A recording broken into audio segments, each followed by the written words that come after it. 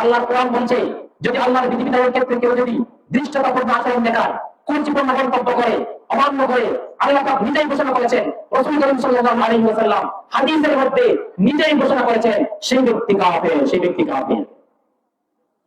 তৎকাল সেই ব্যক্তি কাফের। যেই করো, বলেছি যেই করো, আপনি করেন, আমি করি, যেই করো, সেই ব্যক্তি কাফের। কথা কি বুঝেছেন?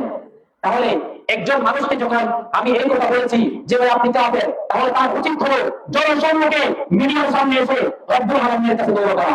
সে যেহেতু দোষ করেছে মিডিয়ার সামনে, দোষ করেছে সে মিডিয়ার সামনে, আমি এটা মানি না, আমি ওইটা করি না, আমি এটার ব্যাপারে বিশ্বাস রাখি না, দিন ইসলামের মধ্যে রাজনীতি নাই, আমরা দিন ইসলাম সম্পর্কে বিশ্বাস করি না, যেই বলেছে মিডিয়ার সামনে বলেছে, তার উচিত হলো সে যতক্ষণ পর্যন্ত মিডিয়ার সামনে এসে রব্বুল আলামিনের কাছে জনসম্মুখে তওবা না করবে, আমি নিশ্চিত বলতে পারি আল্লাহ কোরআন সেটা বলেছে, হাদিস শরীফে সেটা বলেছে, সেই ব্যক্তি কাফের, সেই ব্যক্তি কাফের, সেই ব্যক্তি কাফের।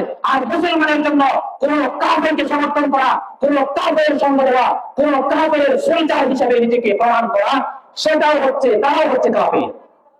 তারা কি কাফের? একজন মানুষ কবরে পড়েছে, আপনি যদি তার সমর্থন করেন,